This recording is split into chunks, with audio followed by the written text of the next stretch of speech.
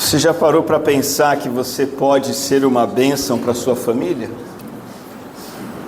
Já parou para pensar que você pode e deve ser uma bênção? Não importa a configuração da sua família. Se você tem uma esposa, um marido, filhos, irmãos, se estão longe ou perto de você, não importa a configuração. Pense nisso. Sua família precisa que você seja uma bênção para ela. E ser uma bênção para a sua família é mais simples do que parece. Quando eu digo que é simples, eu não digo que é fácil. Mas é simples, não há complicação. As nossas famílias precisam que nós sejamos uma bênção, porque o conflito doméstico é uma realidade triste, não é verdade? Conflitos no lar causam dor, tristeza, preocupação. Briga dentro de casa tira a nossa paz.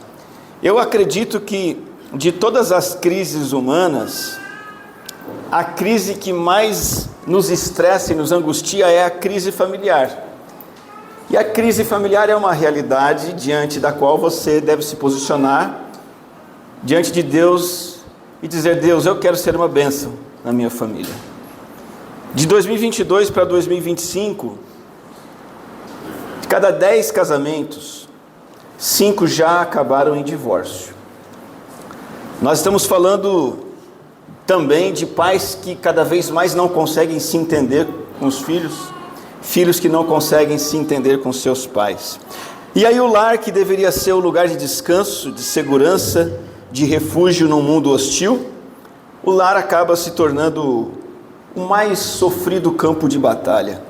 O lar acaba se tornando um lugar de discussões, de rivalidade, de sarcasmo, humilhações. Dentro do lar, palavras duras são trocadas, explosões de ira, talvez silêncios que são piores do que brigas, silêncios ensurdecedores, às vezes até agressão. Às vezes lá em casa a televisão está nas alturas para abafar as vozes, ou cada um está no seu dispositivo móvel, o seu celular, o seu tablet, as portas batendo, pilha de louças sujas na pia, sentimentos de solidão, vontade de ir embora, acabar com tudo. Deus vem até nós hoje e nos diz o seguinte: é preciso que você seja uma bênção para a sua família. O que pode ser feito? Provérbios nos entrega princípios preciosos, e esses princípios são inclusive para quem não vê saída. Mesmo quando você chega numa situação em que precisa até arrumar desculpas para ficar fora de casa, de tão ruim que é a sua situação, mesmo quando uma pessoa vive naquela situação de estar sempre ocupado fora de casa ou dentro de casa, fazendo alguma coisa para evitar relacionamentos, os princípios de Provérbios funcionam. Você pode e deve ser uma bênção para a sua família. Esses princípios não trazem soluções fáceis, automáticas, mas a saída não é simplesmente aceitar as dificuldades sem fazer nada. À luz de Provérbios 24, versos 3 e 4, eu quero dizer para você: abençoe o seu lar. Abençoe o seu lar. Seja uma bênção na sua casa. Isso não é feito apenas você entrando na sua casa e dizendo: Deus abençoe este lar. Não basta você ligar uma música gospel no seu lar para que vibrações evangélicas se espalhem ali. Não é suficiente você colocar o seu lar em oração, é importante, mas não basta você pedir oração pelo seu lar. Muito menos a oração de São Miguel, a oração do Salmo 91. Buscar algum tipo de limpeza doméstica, com cristais e incensos, afastar energias negativas. Nada disso vai abençoar o seu lar, tanto quanto o que nós vamos aprender em Provérbios 24, 3 e 4. Eu trago para você hoje esse tema: construindo um lar abençoado. 3 colunas da sabedoria de Deus para você abençoar o seu lar. Quem aqui quer ser bênção no seu lar? Você quer? Pode responder para mim com um amém? Amém. Eu quero ser uma bênção no meu lar. Você quer? Amém. Diga isso. Eu quero ser uma bênção no meu lar. Essas colunas que nos ajudam a construir um lar abençoado vêm de Deus, não de homens. São princípios bíblicos para um lar feliz e próspero. E o texto diz o seguinte, Provérbios 24, 3.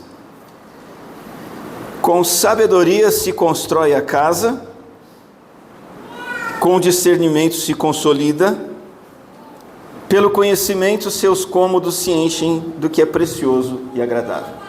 Vou ler novamente. Com sabedoria se constrói a casa, com discernimento se consolida, pelo conhecimento seus cômodos se enchem do que é precioso e agradável. Texto muito claro. Sabedoria, discernimento e conhecimento. Casa, lar, cômodos, família. 3 colunas. Primeira coluna. Primeiro segredo de Deus para você abençoar o seu lar é um estilo de vida de obediência a Deus. Com sabedoria se constrói a casa.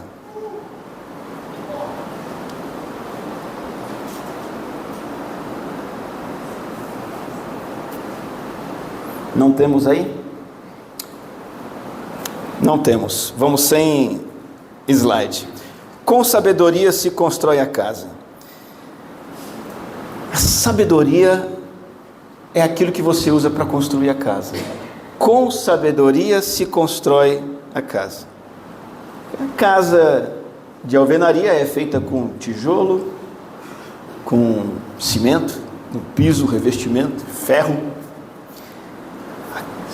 A família se constrói com sabedoria. O que é sabedoria? Sabedoria é a prática diária do ensino revelado por um Deus pessoal e santo e justo, que espera das pessoas que o conhecem que tenham o mesmo caráter que ele tem, o mesmo comportamento que ele tem nas diversas situações do dia a dia. A sabedoria é um ensinamento preciso, específico, profundo. O lar se constrói com sabedoria, que é o que Deus diz para eu fazer, como Deus quer que eu me comporte, como o Senhor espera que eu haja, em cada experiência, em cada situação. Para você ser uma bênção no seu lar, a primeira coisa que você deve fazer é decidir diante de Deus: Deus, aqui no meu lar, onde mais eu estiver, claro, aqui no meu lar, eu quero ter atitudes e palavras e ações adequadas ao teu plano. Dito de outra forma, Deus, eu quero ser uma bênção no meu lar, falando como Jesus fala, agindo como Jesus age, sendo como Jesus é. Deus, eu quero que a tua palavra seja o meu padrão de comportamento dentro da minha casa. Se eu não tiver isso, esquece qualquer chance de abençoar o meu lar. Se você que é casado, casada, não estabeleceu o seu casamento neste princípio de conhecer a Deus, conhecer a vontade de Deus, e de modo pessoal traduzir isso numa vida prática, e aí isso também se desdobra para os filhos e pais. Se não houver esse comprometimento, a família desmorona, o lar não é abençoado. Essa é a decisão mais importante. Com sabedoria se constrói a casa, ou seja, eu me submetendo à palavra de Deus, à vontade de Deus, ao ensino de Deus, para cada momento do meu viver. Parou para pensar que as famílias tomam decisões, às vezes pequenas, às vezes grandes. Existem momentos que uma família para tomar uma grande decisão: comprar um imóvel, vender um imóvel, trocar de carro. Precisamos fazer uma viagem em família. Ou talvez uma família com um problema, de repente pense, não, nós precisamos buscar uma ajuda. São decisões importantes que são tomadas em família. Nenhuma delas se compara à principal de todas as decisões. Você sentar no seu lar, se estiver pessoas com você no seu lar, e você junto com os teus familiares tomar essa decisão, aqui em casa, tudo o que a Bíblia disser, nós faremos. E nós vamos fazer isso em parceria uns com os outros diante de Deus. E as nossas opiniões particulares não valem mais. O que vale é o que o Senhor diz. Tudo o que a Bíblia disser, nós faremos. Com sabedoria se constrói a casa. É este compromisso que abençoa o lar. É este compromisso que salva o lar da autodestruição. Em primeiro lugar, é este compromisso que fortalece o casamento.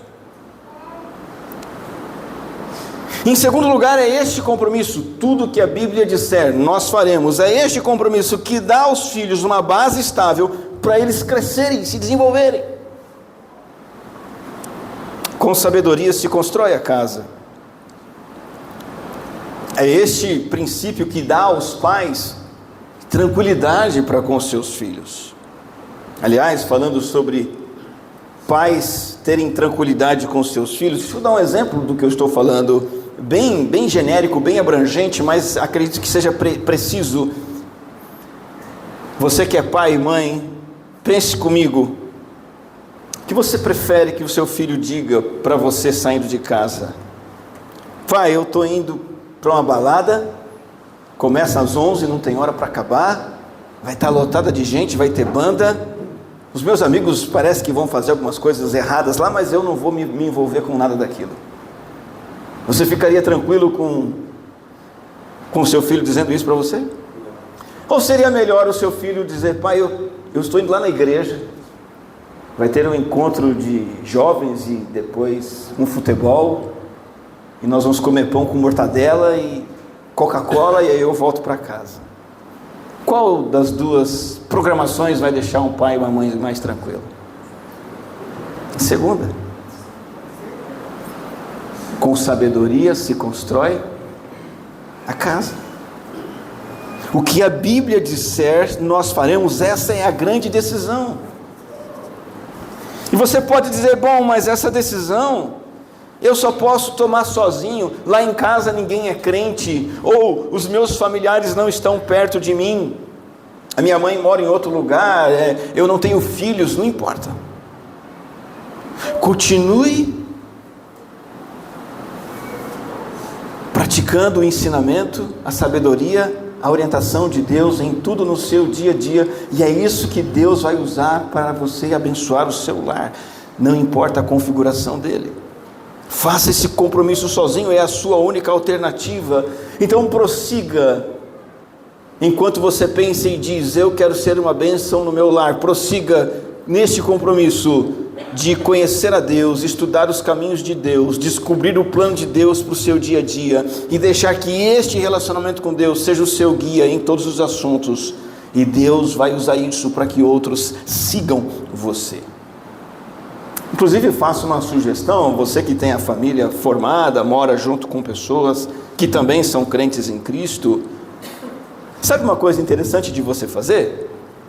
Preparar um café bem especial, um almoço, talvez um passeio, ir a um parque, um restaurante se for possível, ter um tempo formal ali, em que vocês vão fazer esse voto. Talvez vocês se arrumem, talvez vocês coloquem algum enfeite, talvez até preparem uma carta, um objeto, um memorial, e juntos façam esse pacto em oração. Nós queremos um lar abençoado e sabemos que com sabedoria se constrói a casa. Então cada um de nós aqui da nossa família estamos tomando a decisão, ou renovando a decisão, de cada um seguir à risca a sabedoria e a instrução de Deus no dia a dia no nosso lar.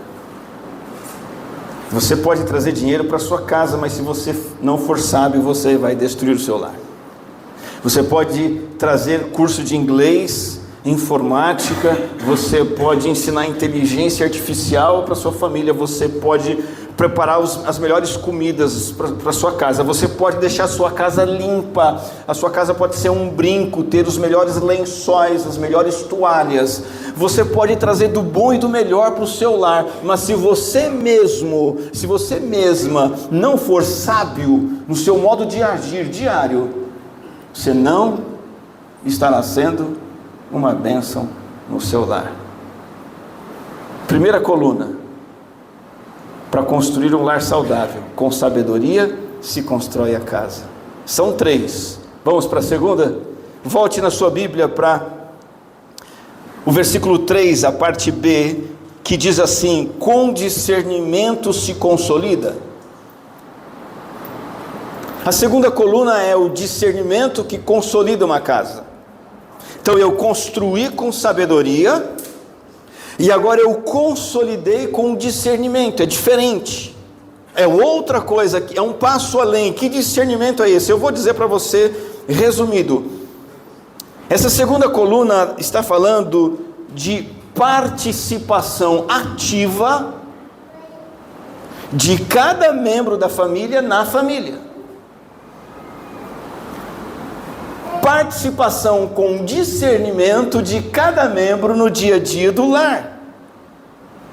A palavra discernimento significa observar, entender, idealizar um plano, tomar uma decisão e colocar algo em prática. Discernimento não é fazer de qualquer jeito. Discernimento é fazer de modo pensado. É como você fazer uma investigação prévia, pensar nas possibilidades usando a lógica e o bom senso. E é esse discernimento que faz o que pelo lar? Você consolida, você forma algo sólido. Isso ao longo do tempo. Provérbios está falando de um progresso consistente, constante acontecendo, uma consolidação gradual, com lições aprendidas, com erros e acertos. Então, na prática do que o sábio está dizendo, está falando de uma família organizada, a partir do conhecimento que é acumulado, com o tempo, com as experiências, essa família planeja, decide, estrutura. Consolidar também significa colocar uma coisa na posição certa, restaurar algo que estava apoiado, caído ou quebrado. São 30 dias sem pôr pé no chão que a Cris precisa para o ossinho lá do metatarso colar, se consolidar.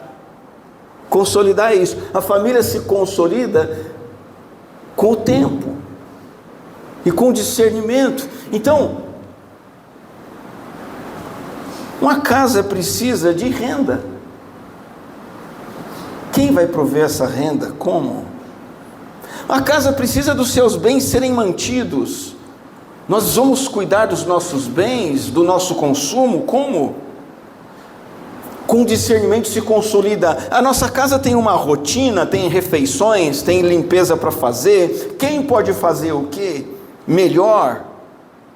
Nós temos perdas, como diminuir essas perdas? Vamos juntos reduzir as nossas perdas, fechar as nossas torneiras, e cada um, desde pequenininho, desde Bárbara, desde bebê, contribuindo de alguma forma, para que esse lar se consolide. Cada um com responsabilidades, fazendo na hora certa, do jeito certo, sem reclamação. E quando a casa é igual uma empresa, quando a casa tem isso, quem lava a louça, quem tranca a porta, quem cata o cocô do cachorro, quem corta a grama, quem prepara a comida, etc. Quando tudo isso está esclarecido e todos fazem, as tarefas estão definidas, bem feitas, a tensão da família diminui, não diminui? A coisa não flui muito bem. Você quer ser uma bênção no seu lar? você tem que fazer a sua parte bem feita. Desde as coisas mais simples. E não só isso, como em comum acordo com os seus familiares, decidir o que cada um deve fazer e rever isso e talvez alterar os deveres.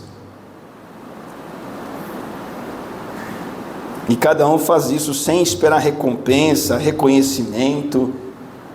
Diga-se de passagem, pais, não ensinem seus filhos a serem mercenários, tá? Do tipo assim, olha, se você lavar a louça, você vai ganhar tal coisa. Não. Lave a louça, porque cada um aqui precisa contribuir para o bem-estar do lar. Isso é ensinar responsabilidade. Isso é ensinar participação. Então, o lar é abençoado com essa segunda coluna, cada um com discernimento, participando ativamente, de forma inteligente. Eu já mencionei uma família muito querida nossa que brincou e disse, né, que eles começaram a chamar um dos filhos de hóspede. Isso não é discernimento. Você não pode ser um hóspede na sua casa. O hóspede fica fora de casa, chega em casa, vai ter a louça lavada, a roupa ajeitada, o quarto limpo. A mãe teve que chegar e falar, espera aí, isso aqui não é um hotel, nós não somos seus garçons, seus camareiras, nós somos sua família, vamos juntos com discernimento resolver o que cada um vai fazer e cada um vai fazer. Algumas pessoas querem ter um lar abençoado, mas elas querem assim ter uma carreira solo, a vida delas, e querem chegar num lar que esteja tudo em ordem para eles, mas eu sigo minha vida, eu tenho o meu entretenimento, os meus amigos, o meu trabalho e o meu lar, eu quero um legalzinho para mim estar lá de boa. Não é assim. Isso é falta de discernimento, o lar não se consolida dessa forma. Você pode pensar de uma outra maneira, o lar é abençoado quando ele é um time, uma equipe, equipe, assim, cada um cumpre de forma inteligente o seu papel em benefício do todo. E isso é ser família, muito mais do que um apanhado de pessoas debaixo do mesmo teto. Quando não há essa organização de ser com discernimento, a casa começa a ter conflito, temor, ressentimento, atritos, rachaduras. A própria subsistência do lar fica ameaçada. Eu estava ouvindo um pastor dizer, como eu mesmo mencionei aqui no início do sermão, de cada 2 casamentos no Brasil, de 2020 para frente, um acaba. A razão número 1 desses divórcios é a razão financeira. Não é adultério, não é traição, não é pornografia, é dinheiro. É cada um com o seu dinheiro, é cada um cuidando do seu dinheiro à sua maneira, escondendo o uso que faz do dinheiro, ou ambos fazendo dívidas e sem discernimento na condução dessa área que é tão importante, que é a área financeira. Falta de discernimento, ao invés de consolidar, faz o contrário, quebra, desfaz. Você tem na sua família? Se não tem, saia daqui hoje com esse compromisso de ter. Se já tem, refaça essa lista de responsabilidades que cada um tem no lar. Quais tarefas são apropriadas para a idade de cada um, a capacidade de cada um, distribua de maneira justa e clara para todos. Eu uso a minha família novamente como exemplo, como ilustração, na verdade. Orem por nós, nós estamos num momento desafiador, né? Parece simples, mas depois que o pé da dona da casa quebra, não preciso dizer mais nada, né? As tarefas tiveram que ser redistribuídas. Então nós temos, e já fizemos isso, né? E logo no início eu disse, Cris, primeiro, não joga bola. Ela me desobedeceu e jogou. Aí o que deu? Bom, se você me desobedeceu e jogou e se machucou, então agora faça outra coisa, redistribua aí, vai dizendo o que cada uma tem que fazer. E graças a Deus, na primeira semana, Estamos comendo, a pia está em ordem, a cozinha está em ordem, tenho roupa, estou vestido, não está fedida. As tarefas foram distribuídas. Isso tem que ser feito, com o pé quebrado ou não. É preciso esse ajuste no dia a dia do lar. Essa é a segunda coluna para você ser uma bênção no seu lar. Fazer a sua parte e ajudar os outros a fazerem a dele. A terceira coluna e última é muito interessante. Ela está no versículo 4. Antes, vamos lembrar das duas primeiras? Qual é a primeira coluna? Essa é indispensável. Com sabedoria se constrói o lar. Ou seja, eu praticar a sabedoria de Deus. Lembra? Essa é a primeira coluna. Lembra que Jesus é a própria sabedoria de Deus? Paulo diz no Novo Testamento, Jesus é a sabedoria de Deus. Ou seja, Ele é o estilo de vida encarnado que Deus quer que você viva. Olha para Jesus, como Ele viveu, viva como Ele. Na sua casa você vai ser bênção. Primeira coluna, viver em obediência à palavra de Deus como Jesus. Segunda coluna, cada um cumpre o seu papel. Cada macaco no seu galho. E não é cada um por si, Deus por todos. É isso feito em harmonia. Com discernimento a casa se consolida. Terceiro, olha que interessante. Pelo conhecimento seus cômodos se enchem do que é precioso e agradável. O sábio está nos falando de sabedoria, de discernimento, e agora ele fala de conhecimento. É com essa palavra que eu quero começar o terceiro tópico, a terceira coluna. Conhecimento aqui é saber algo por experiência pessoal e íntima. A palavra conhecimento fala, por exemplo, eu vou compartilhar usos da palavra conhecimento. Por exemplo, a Bíblia diz que Deus nos conhece. O que isso significa? Conhecimento profundo e pleno que Deus tem de cada um. Conhecimento íntimo, pessoal, detalhado. Quando a Bíblia fala de um casal, e quando fala que o casal se conhece, a Bíblia está dizendo que eles têm um conhecimento íntimo e próximo, e até mesmo o conhecimento sexual um do outro. São exemplos de uso da palavra conhecimento. Outro uso de conhecimento é numa profissão que você tem, sei lá, marceneiro. Você tem duas opções para cortar uma madeira, e você sabe qual é a melhor. Você conhece, você tem intimidade, familiaridade com aquilo. Não é melhor com essa serra, é melhor com aquela outra, é melhor desse jeito, é melhor de outro jeito. O inexperiente não sabe. Como é que eu corto essa madeira? Não sei. É o contrário de conhecimento. Então, aí o autor vem e diz, preste atenção no versículo, ele está dizendo assim: com esse conhecimento, com essa intimidade, com essa proximidade, os cômodos da casa se enchem do que é precioso e agradável. À primeira vista parece que o autor está falando de ter uma Smart TV no quarto, uma big mesa de jantar na cozinha, na sala de jantar, né? Uma banheira de hidromassagem no banheiro.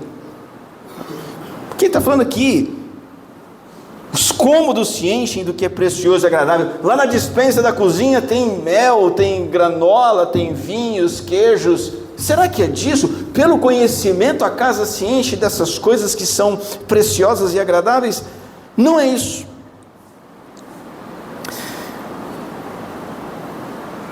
O conhecimento que leva a encher os cômodos da casa de coisas preciosas e agradáveis é a intimidade entre pessoas do lar, que enchem o lar de quê? Daquilo que realmente é precioso e agradável, a harmonia dos relacionamentos. Essa é a terceira coluna para você abençoar o seu lar. Você se esforçar por ter harmonia com as pessoas com quem você vive. Conhecer é isso, não é só saber, é ter intimidade, É ter um relacionamento agradável, compassivo, misericordioso, afetuoso, respeitador, se importar, nunca ser truculento, nunca ser grosseiro, nunca ser indiferente, nunca dar de ombros, nunca ser um acusador. Porque a casa pode ter Smart TV, Wi-Fi, notebook para todo mundo, tablet para todo mundo, celular para todo mundo, cereais na cozinha, leite, vinhos, como eu disse, e tudo mais. Mas se os relacionamentos não são íntimos, agradáveis, de aceitação, de compaixão, essa casa está cheia de coisas boas e agradáveis? Não está. Nada daqueles bens materiais, comestíveis ou não, tem valor. O que a gente precisa aprender a fazer para abençoar o nosso lar é aprender a se dar bem. Aí nos cômodos da casa vai ter gente se abraçando. Nos cômodos da casa vai ter gente brincando junto. Nos cômodos da casa vai ter gente assistindo televisão junto, vai ter gente fazendo comida junto, vai ter gente brincando com o cachorro junto. Isso é precioso, isso é agradável. As riquezas, então, são as próprias pessoas e não posses, as próprias pessoas no lar, dos relacionamentos. E aí eu digo a você que mora sozinho, isso pode acontecer à distância. Isso é precioso, mesmo que a sua família esteja em outra casa, em outro lugar. Se esforce por se importar, por tratar bem, por se achegar, se aproximar, porque essa é a riqueza. Essa continua sendo a riqueza. É isso que traz satisfação permanente, profunda, duradoura. Não é bom ter lembranças boas? Não é bom viver em parceria? Não é bom no lar só atitudes positivas, íntegras? Não é bom um lar onde os sentimentos são de afirmação, de aceitação, de estima, de apreciação? Não é gostoso? Contrário disso, né? Um lar onde, ao invés de parceria, você tem disputa. Eu estou certo, você está errado, mais uma vez. As lembranças são ruins, desagradáveis. As atitudes são negativas, os sentimentos são de acusação, os sentimentos são de reprovação, de descaso, de desinteresse, de desrespeito. Então, a terceira coluna, relacionamentos agradáveis. Veja como essas três colunas constroem um lar feliz e abençoado. A obediência à palavra em primeiro lugar, a participação inteligente em segundo lugar, e isso vai preparar cada membro da família para lidar um com o outro de maneira sábia, razoável, justa e misericordiosa. Quando a gente vive no lar, seguindo a Jesus, cumprindo o nosso papel, a gente vai descobrindo o temperamento, a aptidão, qualidade, fraqueza, falhas, dons, preferências, e a gente sabe disso tudo, e a gente tem que tomar cuidado de, ao saber disso tudo, usar isso tudo de maneira positiva. Não para bater de frente, mas para abençoar, fortalecer e edificar. Não ficar tendo comentários que levam para o lado pessoal, de puxar a razão para um lado e para o outro, mas sempre comentários, atitudes de eu amo você, você é especial para mim, eu tenho falhas, você também, estamos juntos aqui. Essa é a verdadeira riqueza, é isso que tem que encher os cômodos de uma família. E você conhece os membros do seu lar, se você mora com mais pessoas? Eu não estou dizendo se você conhece, você entendeu o que significa a palavra conhecer. Não é conhece de saber o nome, o CPF, o emprego, a idade, isso é pouco. É o conhece de intimidade. Você tem buscado essa intimidade? Talvez você esteja numa situação hoje em que você está tolerando os membros da sua família. Cuidado. Isso não traz bênção. Talvez você esteja num momento em que você está empurrando com a barriga os relacionamentos. Deus quer que você tome a iniciativa hoje de ser ativo em buscar a paz. Ser ativo em tratar bem, em perdoar, em estar próximo, em valorizar, em caminhar junto. Apreciar e dizer palavras de afirmação e valorizar. Como está a sua família? Como está a sua família hoje? Está estável? Amém? Está bem? Glória a Deus. Veja que riqueza, você agora pode juntar esses 3 princípios e fortalecer ainda mais essa condição estável. Talvez sua família esteja não instável, mas gelada, sabe? Está tudo bem. Está tudo mal? Não. Mas está tudo bem só. A gente está meio assim. Opa! Sinal amarelo. Olha para a palavra de Deus. O que ela está dizendo para você hoje? Renove o seu compromisso de ser um discípulo de Jesus, que se comporta em tudo como Jesus. Veja e reveja a tua função no seu lar e cumpra. E aí azeite esses relacionamentos. Coloque óleo neles, o óleo do Espírito, o óleo do amor, o óleo da compaixão, do perdão, da parceria. Talvez a família não esteja gelada, nem estável, talvez já esteja em crise, em ruínas. Esses são os princípios de Deus para você.